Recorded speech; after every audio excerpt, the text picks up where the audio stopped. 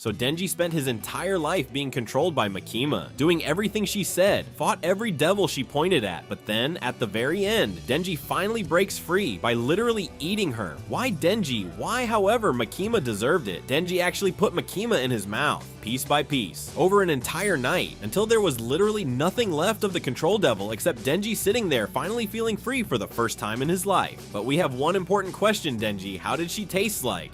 Now, this is not just a funny question, this is actually a lore question, because Makima is not a normal woman. She is the control devil, a being so fundamentally powerful that her smell alone was enough to make Aki subconsciously loyal to her without even realizing it. Her presence alone rewired people's brains. So what exactly did Denji put in his mouth that night? Let's actually figure this out. First thing we need to establish is what Makima's body actually is at a physical level. Every time Makima died, and she died a lot, her body came back completely reconstructed. Same face, same red eyes, same energy that makes everyone in the room immediately uncomfortable, which means Makima's body is not a normal human body. It is a constantly regenerating vessel of pure control devil energy. So biting into Makima is not like biting into a person. It is biting into a concept, the concept of control itself, packaged into human flesh, which means she probably tasted like the most overwhelming thing Denji had ever put in his mouth. Something warm and wrong and impossible to describe. Like finally getting something you wanted so badly for so long that the moment you have it, you do not even know what to do with yourself, which is literally Denji's entire relationship with Makima before he even started eating her. Now here is where it gets actually interesting. Makima's control ability worked through her scent specifically. Her presence physically affected the nervous systems of the people around her. Aki literally could not think straight around her. The other devil hunters were the same, all because of something in her body that radiated outward just through proximity. So Denji consuming her directly means he did not just eat Makima, he consumed everything her body was producing, every bit of that control energy, every piece of whatever made her Makima. All of it went directly into Denji's stomach over the course of one night, and he described it as finally feeling free, which is the most tragically poetic thing in the entire manga. The control devil, the being literally made of the concept of controlling others, gets defeated not by a stronger devil, not by a better strategy, but by Denji eating her until the concept of her controlling him had nowhere left to exist. She tasted like freedom, specifically his freedom, the one thing she spent the entire manga making sure he never had, and Denji ate every single piece. So how does Makima really taste? Probably like the most bittersweet thing Denji has ever put in his mouth, warm and wrong, and somehow exactly what he needed, like finally exhaling after holding your breath for so long you forgot what air felt like. Fujimoto wrote a man defeat the control devil by consuming her entirely and made it the most emotionally devastating victory in manga history.